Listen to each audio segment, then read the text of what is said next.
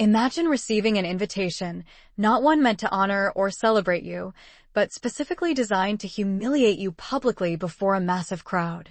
This cruel scenario was about to become Anna's reality. Anna's life was defined by her job as a janitor. Her days were spent quietly cleaning floors, polishing windows, hauling trash, and remaining unseen. For the majority of the building's occupants, she was functionally invisible, a fixture, almost like another piece of silent office furniture they simply navigated around. Thus, when the elegant invitation arrived, it carried an air of unreality, feeling more like a strange, unsettling dream. It announced the marriage of the powerful CEO and the most notoriously arrogant woman Anna had ever encountered. What Anna couldn't immediately grasp was that this seemingly gracious gesture was laced with venom. It was never intended as a gift, it was a carefully set trap. Yet, life often orchestrates unexpected reversals. Because when that critical wedding day arrived, the very woman they had planned to ridicule, the one intended to be the center of their cruel joke, made her entrance with the undeniable presence of royalty. What transpired next was something genuinely beyond anyone's wildest prediction. Before we continue, let us know where you are following this story from. Please drop a comment below. Now, enjoy the story. The rhythmic click of designer heels echoed across the polished marble floor, a surface so immaculate it perfectly mirrored the bright crystal fixtures suspended high above. Outside, a constant stream of luxury automobiles flowed through the building's private entrance. Inside this towering structure, wealth was not just present, it was aggressively displayed. The occupants didn't merely possess fortunes, they flaunted them with overt, self-satisfied pride. Employees zipped through the halls, speaking intensely into phones, clutching expensive leather briefcases, and closing multi-million-dollar deals. Every person seemed perfectly integrated into this world of high finance, except for Anna. She wore worn cleaning gloves and maneuvered her utility cart at a measured, slow pace. Her gaze habitually tracked the floor, yet her posture remained fundamentally straight, a quiet testament to her inner resilience. At 42, Anna's hands were a map of her history, etched with the harsh narratives of relentless work, personal pain, profound sacrifice, and enduring strength. She possessed an intimate knowledge of the entire building, every overlooked stain, every pane of glass, every silent corner. Ironically, she also held countless secrets. People grow careless when they believe they are unobserved. Anna often reminded herself of an essential truth: when you are truly invisible to others, you are positioned to hear absolutely everything. However, there was one individual dedicated to ensuring Anna never forgot her lowly status: Clara. Clara, the CEO's fiancée, was young, stunningly beautiful, immensely wealthy, and notoriously cruel. She moved through the corridors with the haughty assurance of someone who owned not only the building, but also every person working within its walls. Her footwear was invariably high-end designer. Her makeup was flawlessly executed. Her smile was famously glacial. Once, Clara paused just long enough to sneer at Anna, saying, "Be careful where you clean. This stone floor costs substantially more than your entire, worthless life." Anna suppressed the stinging insult. She desperately needed her income. Pride offered no help in paying the bills. Life continued its demanding pace, regardless of personal humiliation. But today, the air surrounding her felt subtly altered. Clara's eyes seemed sharper than usual, radiating a distinct coldness and malice. Anna watched her approach, accompanied by several of her friends, a matching coterie of proud, loud, and openly condescending women. Clara ostentatiously held a small, cream-colored box, displaying it as she walked. Anna, following her usual avoidance protocol, silently stepped out of the way. She sought no conflict, unaware that this impending moment was destined to reshape her reality entirely. Clara stopped, crossing her arms and offering her signature false smile, the kind that masked malice beneath a veneer of manufactured friendliness. Her companions struggled visibly to stifle their laughter. Anna unconsciously tightened her grip on the cleaning rag. She knew from bitter experience that Clara's close proximity never heralded anything positive. Haven't seen you around much lately, Anna. Hiding from me. Clara tapped the elegant envelope she held. Well, I have something for you. A little surprise. She produced the envelope. It was noticeably heavy, made of rich cream stock, and sealed meticulously with a gold wax insignia, the very emblem of luxury that the less fortunate were perpetually excluded from. Anna fixated on it. An urgent intuition immediately surfaced. This was absolutely not an act of generosity. Clara smiled like a predator toying with its prey. Here you go. It's an invitation. Victoria and I are getting married this Saturday at the Grand Magnolia Estate. And guess what? You're invited. Her friends dissolved into uncontrollable giggles. One nearly choked from the effort of suppressing her mirth. Not everyone is privileged enough to receive an invitation to an event of this magnitude, Clara added, her tone dripping with self-congratulation. For a moment, Anna was paralyzed. A personal invitation to their wedding? She looked from the opulent envelope to Clara's malicious face, and the truth became brutally clear. This was not a favor. It was a calculated scheme. A truly wicked plot. Clara widened her smile. Do wear whatever you like. Just try not to show up in that uniform. We certainly wouldn't want the actual serving staff to confuse you with one of them. Her friends erupted into loud, unrestrained laughter. Or perhaps she could help clean up after the reception. One suggested snidely, prompting a fresh wave of cackles. Anna clenched the invitation so tightly that the edges bit into her fingers. Her cheeks flushed with heat, and her chest constricted, yet she fought back the urge to cry or concede defeat by dropping her head. Maintaining an unnerving calm, she offered only 2 words, "Thank you."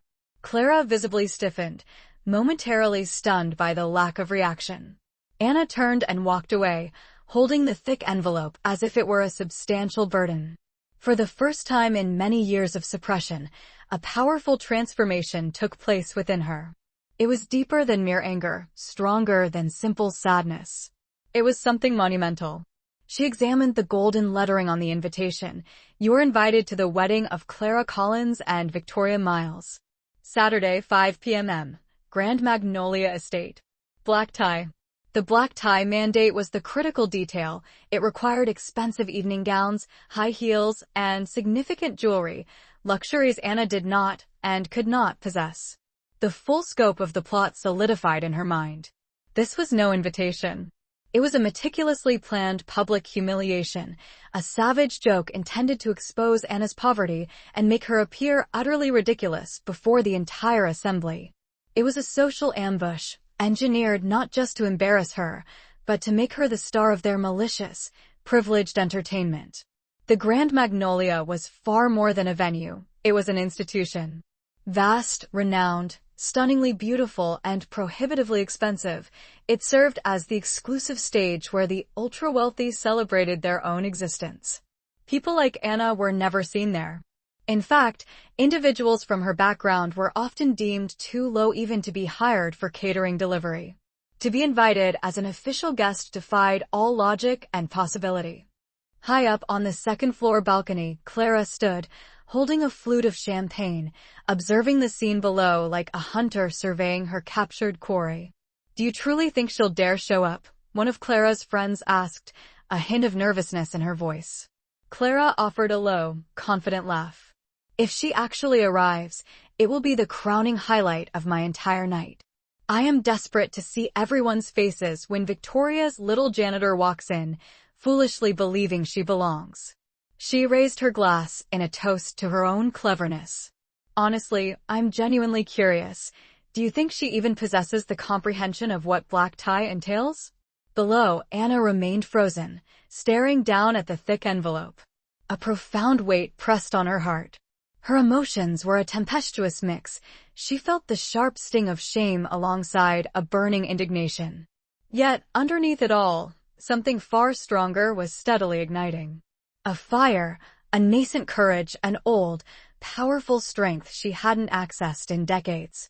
For a brief instant, she considered ripping the invitation to shreds, tossing it straight into the nearest industrial bin, and simply pretending the interaction had never occurred. But then her gaze caught her reflection in the polished glass door. She registered the exhaustion in her eyes, the faded cleaning uniform, and the roughness of her working hands. She whispered to herself, "They believe I am insignificant. They think I have no right to belong here. They believe I am fundamentally inferior to them." Her grip tightened decisively, her jaw set hard. "Perhaps," she stated quietly, her voice laced with sudden conviction, "it is past time they were reminded exactly who I truly am." Anna began the laborious ascent of 3 flights of stairs to her cramped apartment, the building's elevator having been broken for weeks. Each upward step felt weighted, as if she were carrying stones on her weary shoulders. She unlocked her door.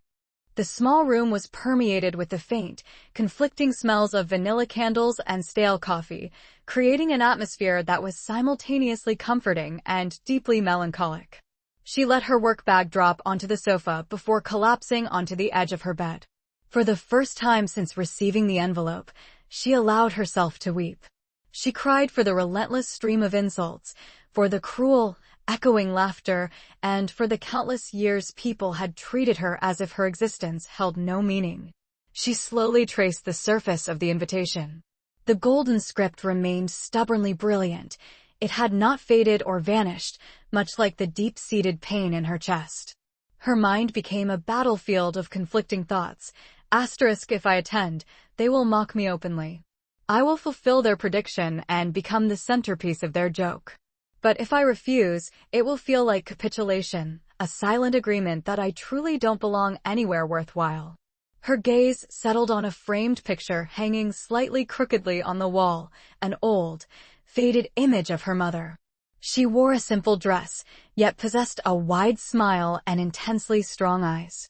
Her mother's words echoed in her memory. "Dignity is not a status people grant you. It is something you carry within yourself, even when no one else believes you possess it." Suddenly, a memory pierced Anna's heart, a life she had consciously tried to bury for years, a past she had vowed never to revisit. The truth was that Anna had not always been defined by her role as a janitor. She moved toward a small cupboard and retrieved a dusty wooden box. Her hands trembled as she placed it on the bed and lifted the lid. Inside lay old photographs, images entirely detached from her current existence. In these pictures, Anna looked profoundly different, confident, genuinely happy, standing tall, and impeccably dressed. She was pictured smiling alongside prominent community leaders and lending support at large charity galas. The box also contained a faded, antique certificate. Its edges were frayed, but the name remained boldly visible: Anna Adebayo, founder and director, the Adebayo Foundation. Her fingers carefully traced her own name. She held her breath for a long moment. This was her. This former life was undeniably real. Her father had been a successful businessman and a devoted community servant. He created employment, mentored youth, and funded the construction of schools. Her mother was a highly respected educator, a woman of profound honor. Anna had been raised in an environment of purpose, love, and innate leadership. She attended a prestigious university, launched her foundation, provided scholarships for countless students, and gave young people genuine hope for the future. She had commanded widespread respect until the catastrophic collapse. Funds had been embezzled, not by her, but under her foundation's name. The subsequent court cases, the crushing debt, the public lies, and the overwhelming shame, coupled with the successive loss of both her parents, had shattered her world piece by devastating piece. Everything vanished: her home, her car, her entire organization. All that remained was the primal need for survival. And survival, she had learned, sometimes necessitated complete invisibility. But now, gazing at those photographic relics, an inner strength surged back to life. "They think I am only a janitor," she whispered, and as she spoke, her tired back straightened instantly. "They have no comprehension of who I actually am." Lying at the bottom of the box was a neatly folded letter. She recognized the handwriting instantly. It belonged to Janet, her former best friend, a powerful fashion designer who had relocated to Atlanta. Janet's promise was etched in her memory: "If you ever need me, just call. I will come immediately." Anna picked up her phone, her hands trembling uncontrollably. She hovered her finger over the contact name, then decisively hit call. The phone rang once, twice, then a voice answered, sounding stunned. Hello? Anna? Oh my God. Is that really you? Anna closed her eyes. It's me, Janet. I need your help. And I think it's finally time the world is reminded of who I am. The following morning, a sleek black SUV glided to a stop outside Anna's building. The rear door swung open and Janet stepped out poised, sharp, elegant, and radiating strength. Oversized sunglasses concealed half her face. Her impeccably tailored suit fit flawlessly, and her heels struck the pavement with proud authority. When she saw Anna, her initial shock gave way to a warm smile. Oh my God, it is really you. She embraced Anna fiercely, holding her as if attempting to mend every broken piece of her friend's life. Anna tried to speak, but her voice cracked with emotion. I didn't know who else to call. I am so tired of hiding. Janet cradled Anna's face gently in her hands. Her voice, though soft, carried immense conviction. No, darling. You did not call for help. You called for a reminder. A powerful reminder of who you truly are. And I am here for you. Inside the apartment, they spread the old photographs across the table, opening forgotten files and reviewing everything with the focused intensity of military strategists preparing for battle. Janet pulled out her professional sketchbook. All right, tell me this, she began. How exactly do you want them to perceive you when you make your entrance at that wedding? Anna looked straight ahead, her gaze now resolute. I want them to see the woman they tried to erase from existence and failed. Janet smiled slowly, a look of profound satisfaction on her face. She grabbed her design tablet and began sketching furiously. Strong shoulder lines, fluid tailoring, a gown fit for a queen, radiating pure power and undeniable elegance. Janet, I don't have the funds for anything like this, Anna began hesitantly. Janet lifted a commanding hand. Don't you dare insult me, Anna. I am not doing this for money. Women of your stature do not bow. Not today. Not ever. They spent hours meticulously selecting fabrics, choosing dazzling jewelry from Janet's private collection, and designing the precise makeup and hairstyle. As the sun dipped toward the horizon, Janet took Anna's hands, looked deep into her eyes, and delivered a solemn promise. When you walk into that wedding, they will not see a janitor. They will not see a failure. They will see a queen. Anna offered a faint smile, but internally, something immense was awakening. This endeavor transcended a mere dress or flawless makeup or an elaborate hairstyle. Today, Anna was making a far deeper choice. She was deliberately choosing to reclaim and remember her authentic self. The day of the wedding finally dawned. The sky was an impossibly clear, brilliant blue, appearing almost unnaturally flawless, as if digitally enhanced. Birds sang cheerfully, and the breeze felt gentle and warm. It was precisely the type of magnificent day that the extremely wealthy feel is exclusively reserved for their celebrations. The Grand Magnolia estate loomed magnificent, resembling a modern palace. The lengthy driveway was crowded with elite automobiles, Rolls-Royces, Bentleys, and high-end Teslas. Women glided by in shimmering designer gowns that represented more money than the average person earned in a year.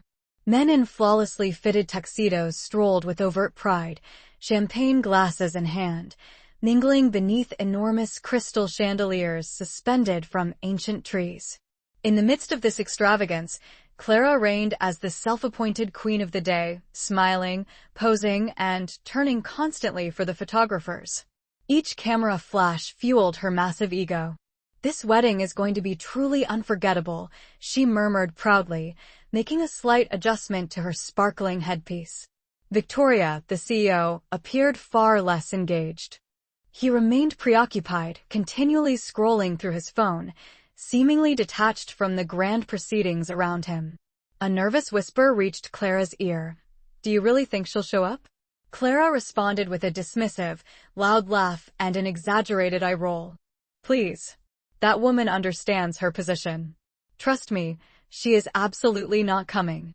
She turned away confidently, but even as her friends chuckled in agreement, a large black sedan silently approached the estate's main gates. The vehicle moved slowly, calmly, with profound elegance. It halted seamlessly. The back door opened. The first thing visible was the footwear.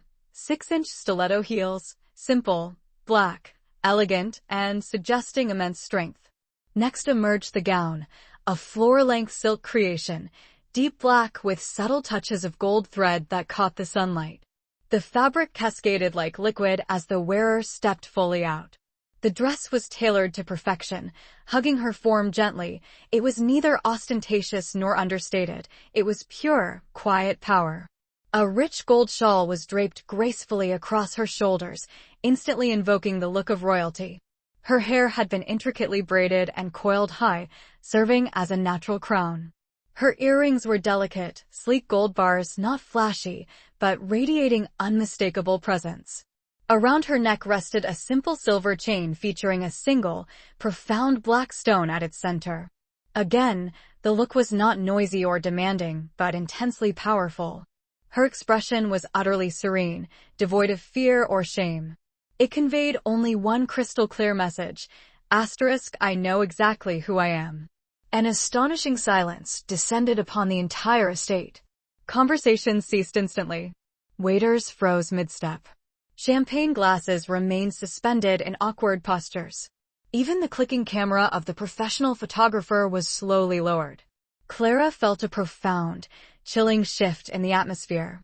She turned slowly, her practiced smile dissolving completely.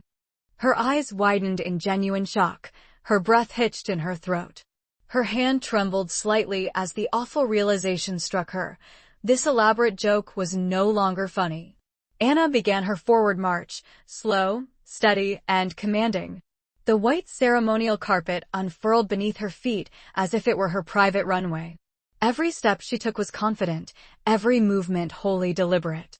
Her black silk gown trailed behind her, flowing like dark smoke trailing a hidden fire. Absolute silence reigned. Only the crisp, firm click of her heels resonated against the marble floor. Then, the whispers started, soft, curious inquiries rippling through the crowd. Who is she? Is she someone tremendously important? Is she famous?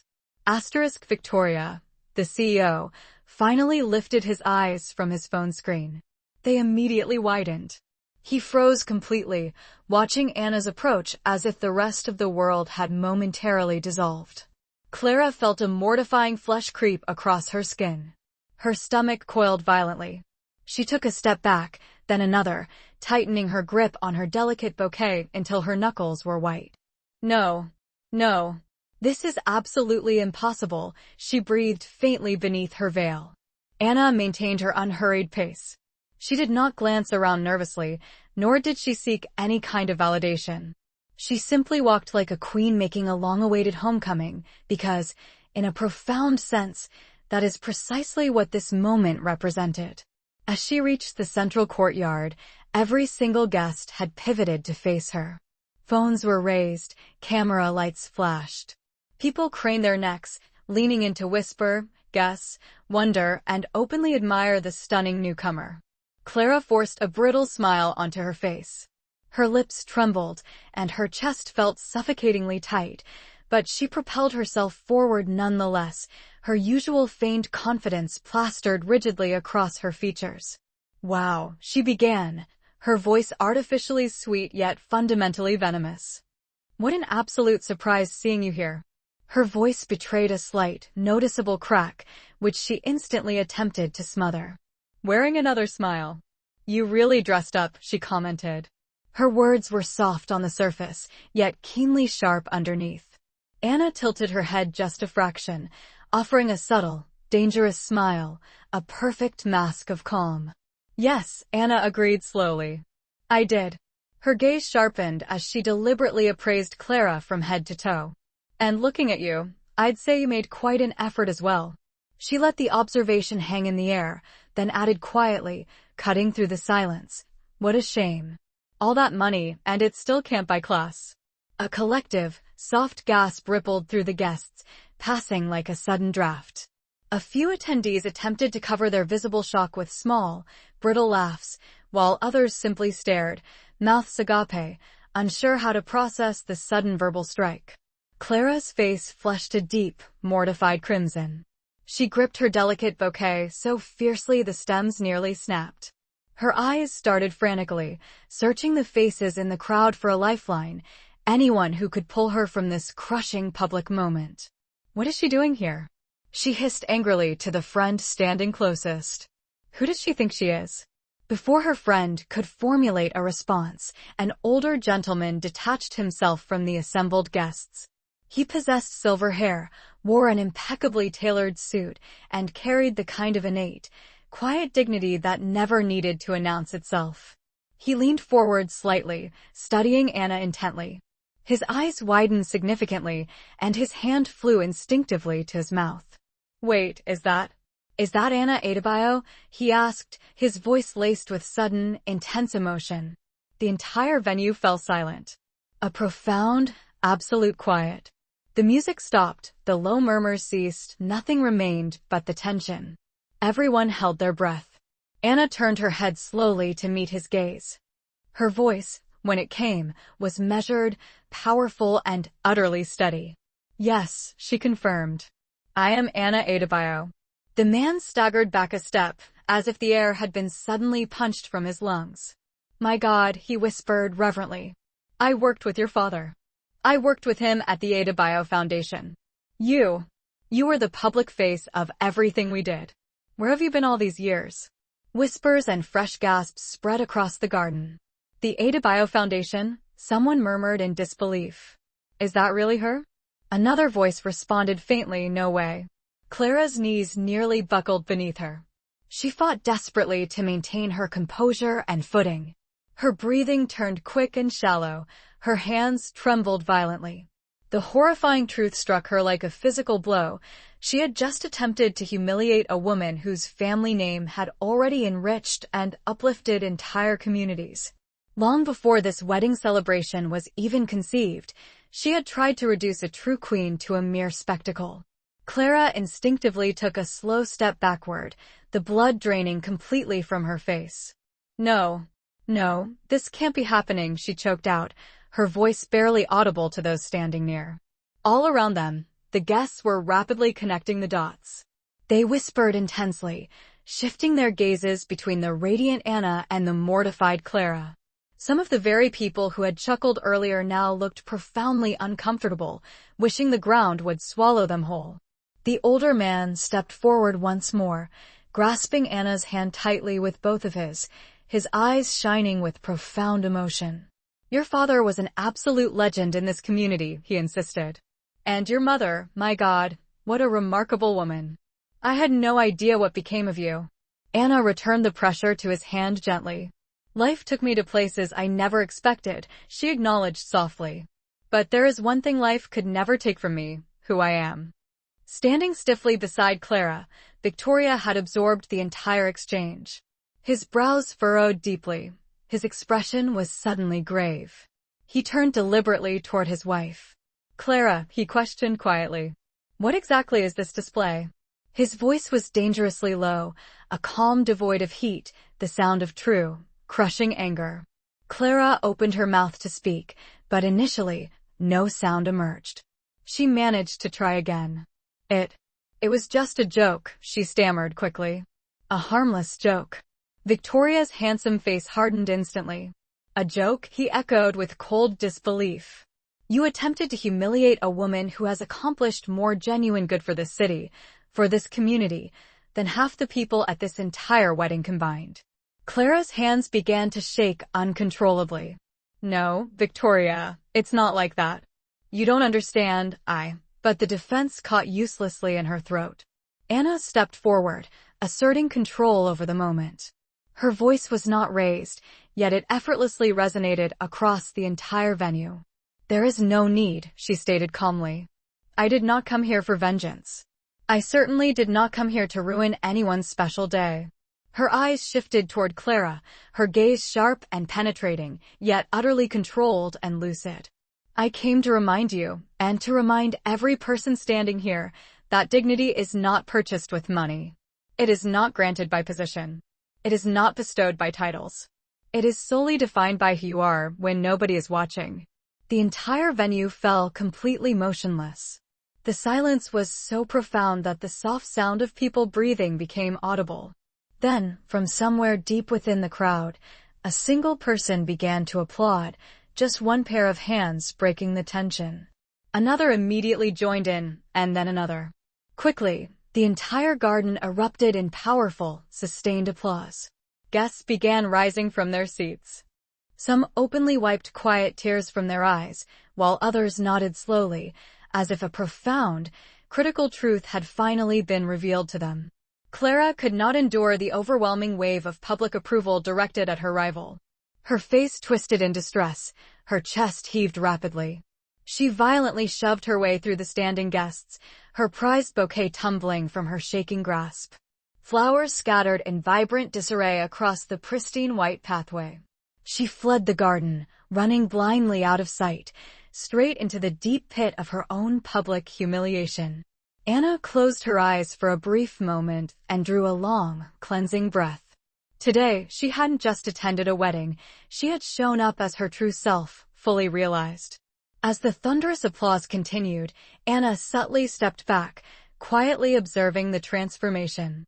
The very faces that had once looked right through her, treating her as invisible, now regarded her with a palpable, new weight, respect, honor, and undeniable recognition. Victoria stood frozen, his cell phone forgotten and dangling uselessly at his side. He was still staring at Anna, seeing her as if for the very first time. Anna, he managed slowly. I truly had no idea. His voice was noticeably diminished, stripped of its former pride, and suddenly far more vulnerable. If I had known, I swear. Anna gently raised her hand, halting his apology before it could finish. No need, she stated. Her tone was neither harsh nor aggressive, but perfectly balanced, firm yet profoundly kind.